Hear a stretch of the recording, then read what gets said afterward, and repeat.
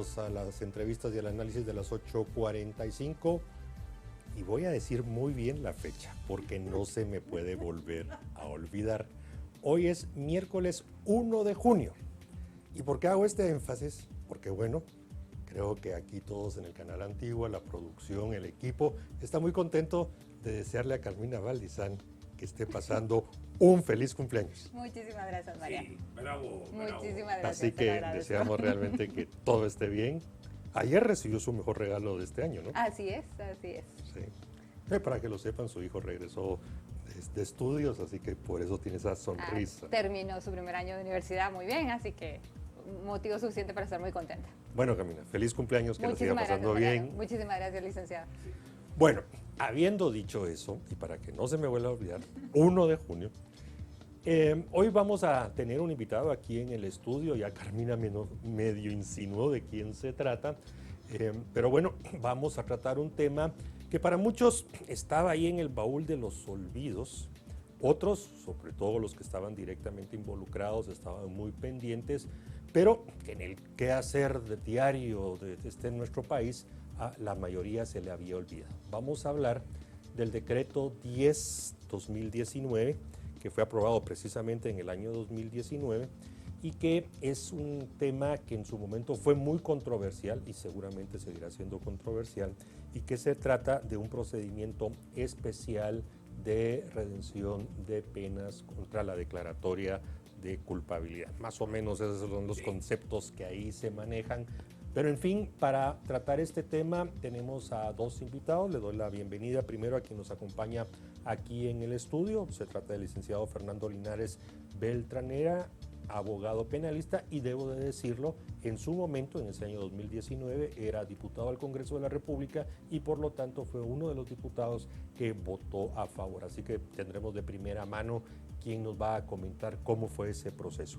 Y a través de la vía electrónica virtual tenemos al licenciado Denis Cuesi, quien es también abogado penalista, doctor en Derecho Penal, quien también nos ayudará a entender más esta ley muy controversial. No lo podemos dejar de decir porque para muchos pues no corresponde, y es por eso de que, y con esto concluyo, que en enero 2020, la anterior magistratura, la séptima magistratura de la Corte de Constitucionalidad, había declarado la suspensión provisional de la entrada en vigencia y de la aplicación del decreto 10/2019. Es la nueva magistratura, la octava, la que emite la sentencia, y a partir de mañana el decreto 10/2019 estará plenamente en vigencia. ¿Por qué lo suspendió la Corte? Porque la Fundación MAC, la fundación que preside la señora Muralles, y Acción Ciudadana, habían interpuesto acciones de inconstitucionalidad general contra el decreto 10/2019 aprobado por el Congreso. Bueno, con esta introducción algo larga, le damos la bienvenida a Fernando Linares Beltranena. Y bueno, cuéntenos cómo fueron esos días, cómo ve que ahora por fin está en vigencia el decreto 10/2019. No fueron días, fueron años que esta iniciativa se discutió. Es más, Iván Velázquez de la CICIG lo llevó al Congreso y él estaba de acuerdo, pero con variantes. Se discutieron las variantes. Lo más discutible fue los delitos que quedaron excluidos, porque si es bueno, para mí debe ser bueno para todo y no discriminar entre que genocidio no, que robo sí, que asesinato sí, pero narcotráfico no. Sobre todo el tema narcotráfico, que está tan común hoy en día a nivel de comercio, a nivel de consumo, a nivel de todo. Ahí donde más debería aplicarse. Pero no se aplicó porque no querían herir sensibilidades. Total, fue motivo de debate en las comisiones y finalmente en el Pleno. Y surgieron una cantidad de iniciativas contrarias, reformas, aditamentos, ampliaciones, hasta que finalmente quedó esta que están viendo y se logró aprobar poco antes que terminara esa legislatura. Yo apliqué más que mi grano de arena porque como abogado penalista yo sufrí y sufro actualmente la mora judicial. Y esto era para aliviar el retraso en todos los procesos. Miren, un proceso es peor que un parto. Es primera declaración, es después la investigación, después viene todo lo que gasta el Ministerio Público, la apertura a juicio, la terminación de la primera fase, el debate, las apelaciones, los amparos. Si ustedes contabilizaran todas las horas de personas que se invierten del organismo judicial, abogados, defensores, defensores públicos, Ministerio Público, personal de tribunales, son miles y miles de horas invertidas en procesos que al final, claro que tiene una sentencia y uno puede decir, bueno, se hizo justicia porque se condenó, se absolvió, pero uno piensa, y no se podría haber evitado mucho de esa burocracia. Y esta es la oportunidad para evitarla. Y es libre. O sea, el procesado es libre de aceptar. Es como un juego de ajedrez. No es que yo me confieso como sindicado. No. Yo digo, el Ministerio Público tendrá prueba. Y viene el ministerio, y viene el abogado mío y tiene 1 hora para decirme, mire, yo ya vi lo que tienen usted. Y fíjese que tienen el video que usted robó el banco. Tienen sus huellas dactilares de la pistola que usted accidentalmente la dejó en el piso. Se le cayó la mascarilla y lo vieron. ¡Hala! Usted está frito. Entonces uno dice, bueno, y en lugar de 15 años me van a dar la mitad, 7,5. Y 7,5 por buena conducta y trabajo se podrían convertir en 3. Acepto. ¿Dónde firmo?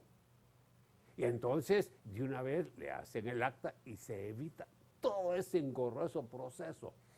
Pero si la persona sabe que es culpable, pero dice, no me vieron, eso no tienen prueba, solo porque un vecino dijo que yo andaba gastando dinero y creen que yo soy culpable, ese vecino no va a llegar a testiguar al debate. No, me las corro. Yo sé que soy culpable, pero no acepto. No acepta. Está bien también, pero es su libertad de la que está en juego. Le estamos dando opciones del proceso o no proceso, de acuerdo no con lo que él cree que es culpable o no, sino de acuerdo con qué tiene la contraparte a manera de evidencias para condenarlo. Eso es lo que está en juego. Es como un juego de ajedrez. Ya. Doctor Chiusi, ¿cuál es su opinión sobre lo que sucedió? ¿Tiene usted alguna experiencia con esto, con lo que ha sucedido, con todo este amparo y bueno, ahora la sentencia definitiva? Muy buenas noches a todos los que nos escuchan. Carmina, muy feliz cumpleaños. Creo que es un tema bastante bonito, pero bastante controversial. Tenemos que ver de dónde es que nace y ya lo manifestaba el exdiputado Beltranena y él contaba que había sido una solicitud hecha por la extinta Comisión Internacional contra la Impunidad en Guatemala, quienes a través de algún medio pretendían venir y tener condenas dentro de los procesos. Luego la Fundación MAC se opone a que esta normativa entrara en vigencia, alegando puntos principales como la transgresión que se daba al acceso a la justicia, a una tutela judicial efectiva y a un debido proceso, lo cual no pudieron fundamentar ni argumentar debidamente ante la Corte de Constitucionalidad a través de esa transgresión de esas normas, ni tampoco presentaron una tesis confrontativa que pudiera venir y determinar o coadyuvar con la Corte de Constitucionalidad para que pudieran creer que el efecto era tal cual ellos lo estaban exponiendo. No obstante, personas que estaban al lado de ellos habían hecho la propuesta al Congreso de la República para que esta ley entrara en vigencia y lograran aquellos objetivos que se dio cuenta la Comisión Internacional contra la Impunidad oportunidad en Guatemala en aquel momento, que solo podían cumplirlo si hacían que voluntariamente estas personas aceptaran la culpabilidad de hechos. Tenemos varias estadísticas en donde este tema de aceptar los cargos o aceptar la culpabilidad ya es un proceso existente dentro del derecho penal, única y exclusivamente que se tienen dos etapas procesales oportunas para aceptarlo. Uno en la etapa intermedia a través de un procedimiento abreviado en donde el acusado, en este caso la persona a quien se persigue, viene y acepta los cargos para poder obtener una pena que no exceda de 5 años y que la misma sea conmutable, o también en la iniciación del debate a través de un hecho notorio, en donde el propio procesado en este momento acepta venir y abstenerse de que el proceso continúe en su contra y ahorrarse la consecuencia de todos estos daños. Lo que se hizo fue ampliarlo para una primera declaración, pues aquí no se está vulnerando ningún derecho, no se está vulnerando tampoco el interés social, se está haciendo una normativa para aquellas personas indicadas de la comisión de un hecho delictivo, lo cual es opcional. Yo soy la persona que puedo venir y acogerme a esta normativa o bien rechazarla, lo cual desde ningún punto de vista viene y vulnera ningún derecho, no vulnera el, el bien común, tampoco es una ley injusta, es una ley justa que quien quiera venir y optar a ella puede hacerlo. Dice que no se respeta un debido proceso. El debido proceso está establecido a través de las normas creadas por el órgano legislador. En este caso es una ley emanada por parte del Congreso de la República, y una vez esté establecido, hay un proceso el cual no se puede creer que hay una violación contra el debido proceso. También la Fundación MAC dice que atenta contra la independencia judicial. Yo no creo que el juez tenga algún interés en que esta persona enfrente un proceso normal o en que venga y se acoja a un proceso ya establecido en esta normativa. Pues el juez no tiene que ser imparcial y al juez no le tiene que importar cuál es el resultado como tal, sino que circunscribirse a la ley e impartir la justicia debida. Dice que restringe al Ministerio Público de la acción penal, pero entonces también se creyera que si aceptamos un procedimiento abreviado, el cual ya está debidamente establecido y consta dentro del debido proceso, también se transgrediera al Ministerio Público, y nadie ha impugnado de inconstitucional esa norma. Es en consecuencia de ello, de que es una norma que viene a formar parte de un debido proceso y que no riñe desde ningún punto de vista o de la inconstitucionalidad interpuesta por la Fundación MAC, demuestran con una tesis argumentativa que riñe con algún precepto legal constitucional ni con el debido proceso que hasta la fecha se cumple dentro de ello. No obstante, desde mi opinión, desde mi punto de vista muy personal, la propuesta fue hecha porque se dieron cuenta de que a través de procedimientos abreviados fueron la mayor consecución de que este órgano internacional consiguió la mayor cantidad de condenas. Entonces dijeron, bueno, nos vamos a ver más eficaces frente al pueblo de Guatemala si promovemos que esta normativa entre en vigencia, porque vamos a tener a muchas personas en primera declaración aceptando cargos a cambio de un beneficio, así como hicieron que muchas personas tuvieran varios beneficios a cambio de venir y aceptar una responsabilidad dentro de los procesos que se aplicaban para aquel momento. Sobre la posición de la extinta CICI, pues después hay unas consultas al licenciado Linares Beltranena, porque recordaremos que al final, bueno, primero ya no estaban en Guatemala, gracias a Dios, cuando se aprobó, pero en su proceso de formación de ley le retiraron el apoyo, pero ese es otro tema. Esta sentencia de la Corte de Constitucionalidad es a los expedientes 228-2020 y 791-2020, que fue publicado hoy en el Diario Oficial. Ahí pueden leer ustedes, audiencia de Canal Antigua, toda la sentencia es bastante amplia. magistrado ponente fue el magistrado Néstor Vázquez y lo firmaron por unanimidad 7, o sea, 7 magistrados aprobaron la sentencia que declaró que no era procedente o que no aceptó la inconstitucionalidad de carácter general al decreto 10-2019 planteado por la Fundación Mirna Mac, Acción Ciudadana y Familiares y Amigos contra la Delincuencia y el Secuestro. Denis Cuessy, usted ya lo mencionó, pero yo quisiera que valorara la posición que asumió tanto de manera escrita como en las audiencias públicas el Ministerio Público, porque para sorpresa el Ministerio Público se opuso. Incluso dice claramente que le solicitaba a la Corte de Constitucionalidad que diera con lugar la inconstitucionalidad general al decreto 10-2019.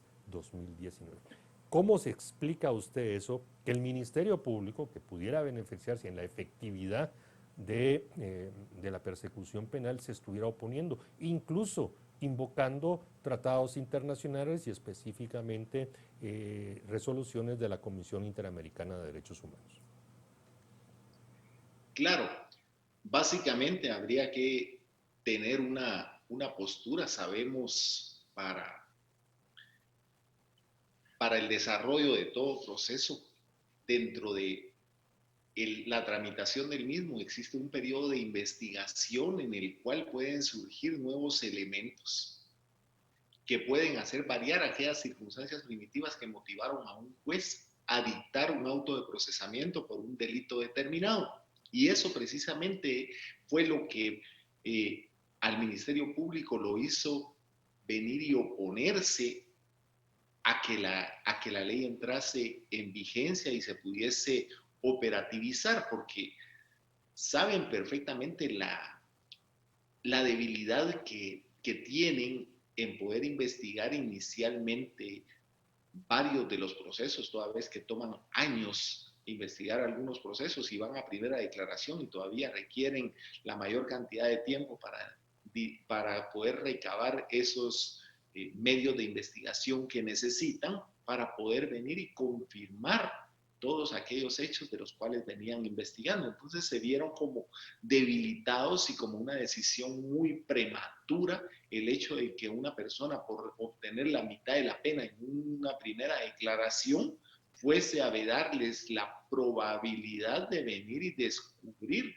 nuevos hechos que pudieran suscitar en la investigación. Y es por eso básicamente que ellos vienen y se oponen, porque dicen, bueno, no es ni siquiera el Ministerio Público, según el decreto que emana del Congreso de la República, dice, no es el Congreso, no es el Ministerio Público quien va a solicitar que se lleve el procedimiento de aceptación de cargos, sino es el propio sindicato, cosa que varía con el procedimiento abreviado, que sí tiene que haber el consentimiento de todas las partes. Entonces se vieron en esa desventaja y por eso es que ellos vienen y no toman la decisión de venir y dejar que el trámite, que la ley cobre vigencia y que esto sea un beneficio en el cual va a haber una descarga en la mora judicial, va a haber una descarga en las mesas del Ministerio Público, pero obviamente habían intereses encontrados para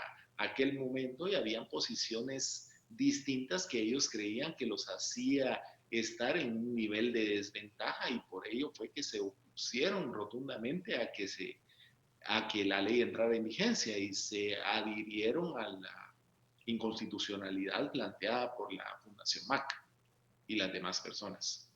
Gracias, licenciado Linares. Hay un tema que vale la pena resaltar sobre esta ley y es el tema de la reparación digna, porque la ley contempla que tiene que haber una reparación digna, ya sea para el Estado o para personas. Eso significa el pago de esta reparación, multas y demás.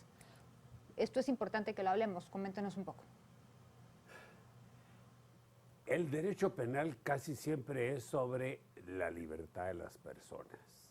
Lo que es el patrimonio cobra un segundo lugar. Claro que hay reparación digna, pero si ustedes ven la estadística, los procesos, es poco común que haya reparaciones dignas grandes y que se paguen. Es más que todo de la pena de prisión. Entonces la reparación digna cobra un lugar menos importante en este caso. Es más, si la persona no puede pagar, como mucho el derecho penal es la víctima, personas de pocos recursos, se le hace un estudio socioeconómico y cuando viene el trabajador o la trabajadora social y dice que no tiene fondos, entonces se puede rebajar. Es decir, la idea es que no sea obstáculo la parte patrimonial para resolver la parte de libertad y acortar el proceso. Es cierto que es importante, pero no tan importante como lo otro, y no va a impedir que se lleve a cabo esto. Quisiera regresar a lo que dijo el doctor Cuesi, que a mí me extraña que el Ministerio Público se haya puesto del lado de la Fundación Mirna Mac. ¿Por qué? La Fundación Mirna Mac es muy poderosa. ¿Y por qué la Fundación Mac se puso en un plano carcelero con esta ley? Uno hubiera pensado que es una fundación que hubiera querido la visión garantista, es decir, que el sindicato tuviera la libertad de reducir la mora judicial, cosa que beneficia al Ministerio Público, beneficia a los tribunales de justicia, pero quieren más cárcel. Miren, la Fundación Mirna Mac ha hecho muchos de sus fondos a través de la persecución penal de militares y resarcimientos. Entonces se han vuelto carceleros en ese sentido y eso se aplicó a todo. Y el Ministerio Público muchas veces toma el lugar de la Fundación Mirna Mac por lo poderoso que es esta fundación. Así lo explico yo políticamente. Pero mire, el tema del resarcimiento ya lo mide la propia ley, dice que puede reducirse hasta en un 30% de lo que fue el daño patrimonial. Y ustedes ven que en la mayoría de los países del mundo, en todas las épocas, el resarcimiento económico no cobra un lugar tan importante como lo cobra el quitarle la libertad a la persona como pena principal. Pero ¿saben qué falta? Las penas accesorias. Por ejemplo, viene un médico, mala práctica, comete un error en la operación y homicidio culposo. Pero, ¿y la suspensión como médico? ¿No debería esa suspenderse también? Yo creo que sí, yo lo argumenté en su momento, pero en esta ley no se contempla. O sea, es solo para penas principales y no para penas accesorias. Deja mucho que desear. Es más, yo quisiera oír la opinión del doctor Cuesi de cuánto se va a utilizar. Si entra en vigencia ahora, como dijo muy bien Mariano, ¿cuántas veremos? Digamos, de 100 procesos, ¿se usará un 10%, un 20%? Está muy alto el 50%, debería ser 60% para dar mayor motivación a que se acojan a este beneficio. Como mucho, cuando se emiten leyes y entran en vigencia, estoy seguro que tardará un par de meses antes de que efectivamente conozcamos casos donde el procedimiento abreviado de aceptación de cargos forme parte ya del sistema de justicia. Estoy absolutamente seguro, nadie se preparó, todo lo tenían olvidado. Los jueces, si mañana llega un abogado defensor y dice, ¿y usted de qué me está hablando? Entonces, hay que ser muy realista y decirlo así, esto pasará un par de meses antes de que se pueda hacer efectiva. Pero regresando al tema de fondo, el tema está causando mucha ya controversia a través de redes sociales, créanme que esto es un tema así, pero aquí hay que recordar, y la misma sentencia lo dice, leyes similares están ya vigentes en España, Colombia, Costa Rica y Perú, y mañana, a partir de mañana, Guatemala. Todos teniendo como una referencia a los Estados Unidos de América. Y eso no hay que olvidarlo, porque para los que son muy aficionados a las series policíacas y de abogados que transmite la televisión, se podrán dar cuenta que muchas veces aparece este tema, que los imputados o los señalados o los que son considerados culpables les ofrecen tratos, les ofrecen alguna cosa. O sea, es una práctica común precisamente eso, y no debe de extrañar de que Guatemala en este caso haya o esté en esa sintonía de Bueno, lo hemos introducir. visto con personas guatemaltecas en Estados Unidos que han enfrentado procesos. Es que no nos Totalmente. vayamos tan lejos. Gracias Carmina. Su cumpleaños le hizo bien. Sí. No, pero usted tiene toda la razón. Hay casos de guatemaltecos que ya aceptaron cargos allá y sus penas han sido reducidas. Tiene toda la razón. En la Florida, Miami específicamente, Exactamente. y no sigo más. Pero en fin, es algo así. Entonces, licenciado Fernando Linares Beltranena, ¿a qué se debe entonces tanta controversia? Es que o seguimos con querer mantener el cuchillo en la boca y querer ver sangre y prisión a diestra y siniestra, y no que efectivamente se imparta una justicia, que se acepten cargos, que nadie está declarando o está exculpando de culpabilidad, sino sencillamente acepta el cargo y bueno, las penas se le reducen. ¿En qué ambiente estamos? En el ambiente de venganza. Es más, estudiamos en la historia del derecho penal que antes existía la ley del talión, la ley de la sangre, el que a hierro vive, a hierro muere. Todo eso son formas en que el derecho penal tiene un poquito del elemento de venganza, aunque se trata de apartar y decir, no, aquí es venganza, esto es justicia, hay traslape, somos seres humanos.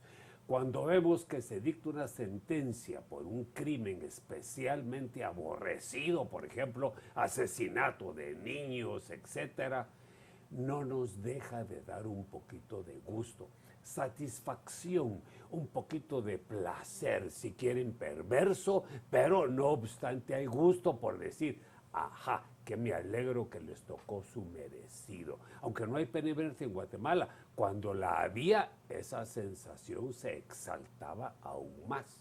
Entonces, aquí de repente ven que el culpable, porque es listo, porque él ya previó que tienen pruebas contra él, solo de un plumazo lo reduce a la mitad. Bueno, llega a la prisión y en la prisión trabaja buena conducta y lo reduce a otra mitad. O sea que de lo que dice el Código Penal para sirviendo una cuarta parte de la pena. Entonces muchos dicen, ¿entonces para qué? Eso es ilógico, eso es injusto. Ahí van a salir culpables como inocentes, hay impunidad. Y tienen un poquito de razón, pero es que todo está en el balance, por eso la mujer de la justicia tiene una balanza en la mano y hay que sopesar una de cal y una de arena. Y esto tiene pues un poquito más de cal, pero tiene otros beneficios también. Pero por eso es tan controversial, porque los que queremos sed de venganza nos vemos frustrados. Doctor QC, usted ya lo habló de las etapas procesales, pero recordémosle a las personas también que entre más rápido se acepte con esta ley, la reducción de la pena pues aplica. Si esto ya se hace en otras etapas del proceso, ya no es lo mismo. Y esto sí reduce altamente si las personas pues empezaran a coger los que, como dice el licenciado Beltranena, se consideran, saben que son culpables y quieren aceptar estos cargos y no quieren ir a juicio, aceptan, entonces esto definitivamente acelera y va ayudando con esta mora judicial que hemos estado hablando, ¿es así? Claro, de hecho, muchas veces dentro de los procesos, las personas quieren tener una certeza de la finalización de un proceso, más que una culpabilidad o más que una responsabilidad o no venir y terminar un proceso. Dentro de esta norma cabe mencionar que se ha establecido determinado tiempo para cada momento procesal y de una manera clara. Y obviamente es bastante remunerado el hecho de que una persona venga y acepte de primas a primeras, llamémosle así, la responsabilidad penal y la consecuencia legal que debiese enfrentar a causa de la comisión de un hecho delictivo. La ley prevé que en la primera declaración hasta la etapa intermedia, es decir, todo ese proceso de una primera declaración, todo el periodo de investigación, hasta antes que se discuta la etapa intermedia y que éste pueda ser enviado a juicio, que podemos tener un plazo entre los 3 y los 6 meses para poder venir decidir si acogemos o no este beneficio, vamos a tener la mitad de la pena que esté contemplada en el Código Penal para el ilícito el cual se esté investigando. Y también si enfrentamos esa etapa intermedia y somos enviados a juicio a través de la apertura a juicio, hasta antes de que se dé la apertura del debate en un tribunal, si aceptamos los hechos, se va a reducir la pena en una tercera parte. Si, iniciado el debate, aceptamos aperturado este debate antes de que se inicie la diligenciación de esos medios de prueba, se va a reducir esta pena hasta en una tercera parte, hasta en una quinta parte, perdón, pero hay que tomar en consideración que el beneficio, tal como lo manifestaba el licenciado Beltranena, requiere el pago de una reparación digna, que tenemos que tomar en consideración algo que los legisladores tuvieron acá en cuenta.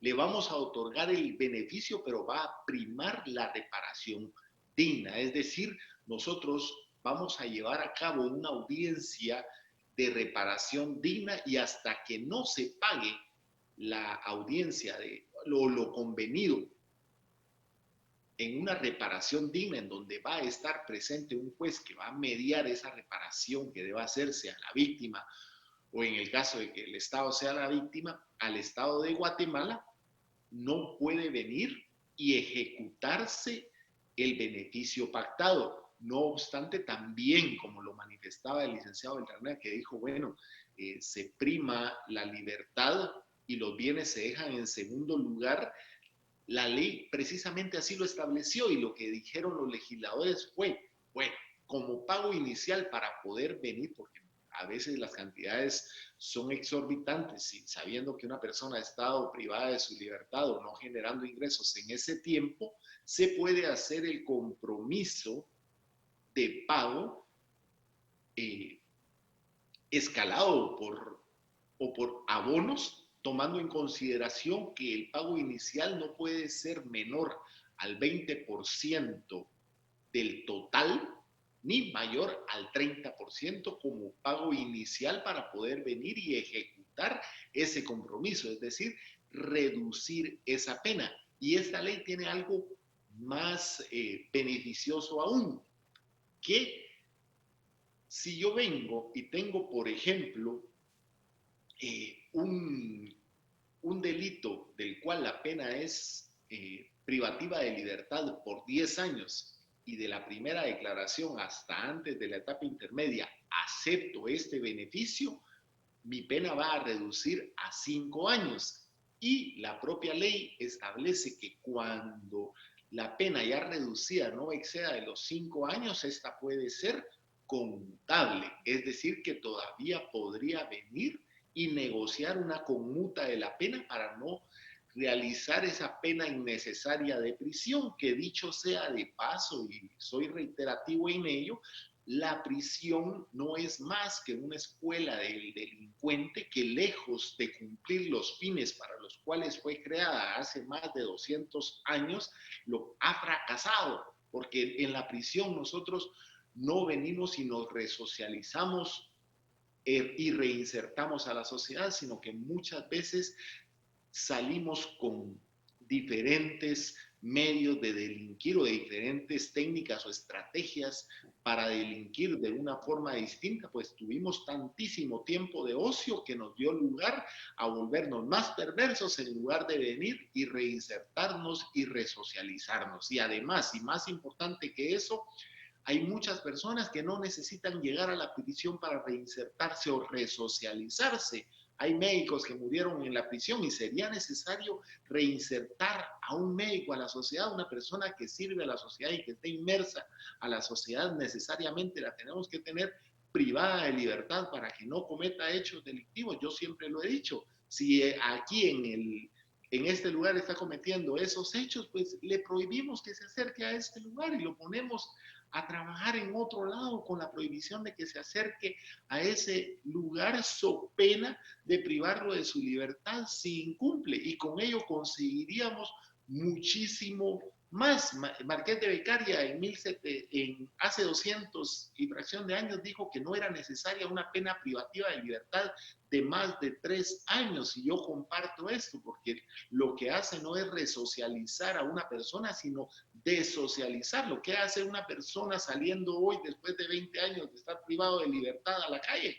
No se va a adaptar a la sociedad tal como él la dejó antes de ser privado, a lo que va a encontrar ahora en la calle. No va a poder encontrar ni siquiera un trabajo por el estigma, y si lo encuentra no se va a poder desarrollar de la mejor manera porque está desactualizado. Entonces la pena de prisión no es algo que haya servido para disminuir la tasa de delincuencia, ha sido algo que ha servido para incrementar la delincuencia después de egresadas estas personas de las cárceles. Si vemos a las cárceles, casi que ingresan las mismas personas de una forma reiterada. Denis, pues sí, a ver, el decreto 10-2019 son fundamentalmente reformas al Código Procesal Penal. Y aquí se derivan dos preguntas que le quisiera que nos ayudara a responder y entender. El tema de la retroactividad en la aplicación de esta ley. Sabemos que ahí hay un artículo constitucional, pero sí necesitamos que por favor nos ayude a comprender sobre la retroactividad en este caso particular, y si personas que están en este momento adentro de cárceles o en procesos pudieran beneficiarse. Y lo segundo es quién inicia la acción para el procedimiento abreviado de aceptación de cargos.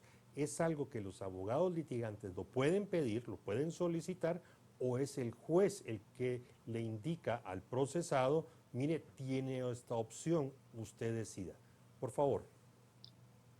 Sí, gracias. De hecho, la retroactividad, siempre y cuando sea ad bonam partem o en beneficio de una de las partes, en este caso el reo o el procesado, debe aplicarse. Obviamente, aquellas personas que estén pendientes de una etapa intermedia, que quieran venir y aceptar a partir del día de mañana, los cargos por los cuales se le están acusando, podría obtener inmediatamente, a partir de mañana, porque entra en vigencia esta norma, la reducción de la mitad de la pena.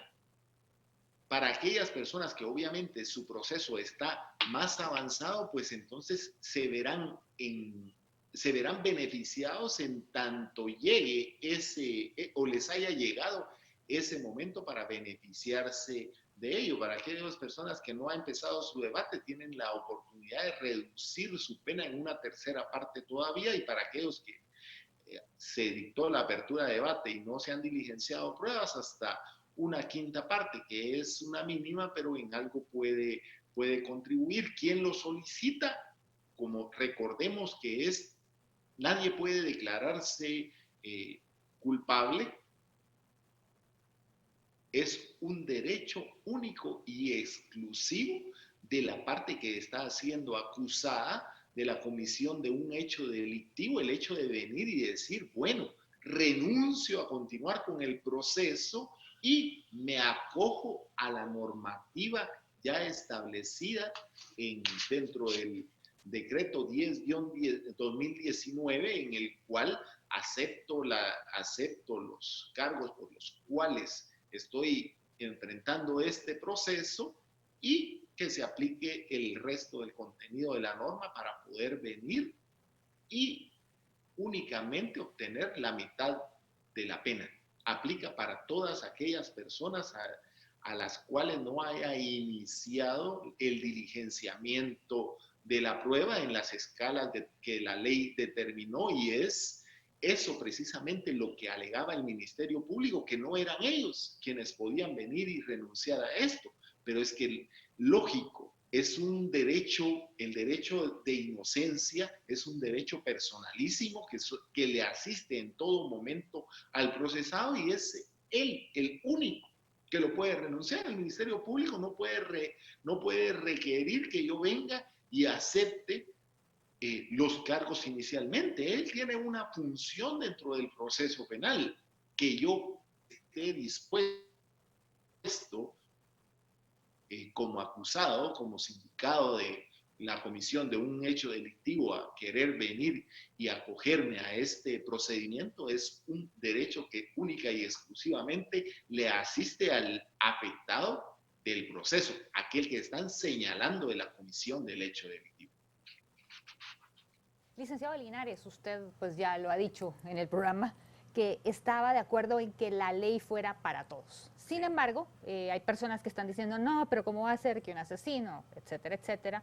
La ley como quedó dice claramente, la rebaja de penas no se aplicará si el sindicado es señalado de los siguientes delitos: genocidio, desaparición forzada, ejecución extrajudicial, tortura, delitos contra los deberes de la humanidad, homicidio, parricidio, asesinato, violación y agresión sexual, ingreso a espectáculos y distribución de material pornográfico, promoción, facilitación, favorecimiento de prostitución agravada de actividades sexuales remuneradas. El resto de los delitos sí pueden acogerse a esta ley. Y narcotráfico. Exactamente. También está mencionado. Sí. Mire, si es bueno para uno, es bueno para lo otro. Yo incluso propuse que se aplicara a todos, pero surgieron sensibilidades. Es que hay temas sensibles. Como sobre todo lo que es el enfrentamiento armado. El narcotráfico no debería ser sensible porque es un delito sin Pero víctima. pensemos, imagínense la violación a un menor de edad. Un monstruo de esa naturaleza que ya anda haciendo ese tipo de cosas, yo creo que no hay que reducir la pena. Pero miremoslo desde el punto de vista de beneficio social. Si ese monstruo sale antes, hay más tiempo de tribunales y el Ministerio Público para capturar, procesar y condenar a otros monstruos. O sea que es mejor tener a más monstruos y uno menos si vamos a tener a más. Es decir, ese es el balance que se hace, ¿verdad? Es práctico, es una negociación, es un regateo. Pero dentro del regateo había una de las razones por las cuales la Fundación Miramac dijo que era inconstitucional, y esto creo que lo verá simpático el doctor Cuesi, era porque al procesado, si sale antes, pierde la oportunidad de rehabilitación en la prisión. Eso fue uno de los argumentos que lo plantearon. están limitando del beneficio de estar más tiempo y poderse rehabilitar. Entonces, eso es irónico después de lo que hemos escuchado aquí, ¿verdad? Pero no deja de ser simpático, y yo hubiera omitido ese argumento dentro de la inconstitucionalidad, pero ahí está también para la historia. No, la verdad es que es una sentencia densa. La verdad lleva un tiempo leerla, y para los que no somos abogados pues cuesta algunos temas, pero bien vale la pena esa lectura. Denis Cuesi, se nos está acabando el tiempo. ¿Algún elemento del decreto 10/2019 que considere que lo hemos dejado en el tintero, que no lo mencionamos, pero que usted considere que sí hay que decirlo, muy concreto, para que ya empecemos a cerrar el programa, por favor? Gracias, Mariano. Creo que hemos cubierto toda la parte del decreto y creo que es una probabilidad para poder venir y acortar esos procesos y venir y limitar la mora judicial. Ya nos dimos cuenta que aperturaron juzgados pluripersonales y esto no se da abasto, se crearon fiscalías hasta en el lugar más recóndito y esto tampoco ha funcionado. Creo que esto va a ser una forma para poder venir y liberar esas prisiones de personas que no han cometido delitos graves y que estos puedan cobrar su libertad inmediatamente y con ello se pueda procesar a personas que en realidad han cometido delitos graves y que merecen estar aislados de la sociedad. No vamos a utilizar el término reinsertándose a la sociedad o rehabilitándose porque quiero redundar en ello, el sistema penitenciario no está en la capacidad para venir y rehabilitar y creo que tampoco tiene la voluntad de reinsertar o de resocializar a estas personas a la sociedad. Debemos de utilizar nuevos métodos y nuevos mecanismos en el sistema penitenciario para poder venir y darles el tratamiento adecuado a las personas privadas de libertad, porque hasta el momento lo que se ha hecho dentro del sistema penitenciario no ha funcionado en lo más mínimo. Muchas gracias, Mariano, muchas gracias. Carmina, gracias a todos. Muchísimas gracias. Y licenciado Linares, por favor, 30 segundos para el cierre. Sí, creo que se va a usar muy poco en la práctica. Una razón es que el 50% es muy poco aliciente. Yo hubiera puesto un 60, 65, para tal vez llegar al ideal de 3 años de que nos habló el doctor Cuesi, que no deberían pasar las sentencias. Y otro es porque, ¿qué procesado admite que es culpable? ¡Ninguno!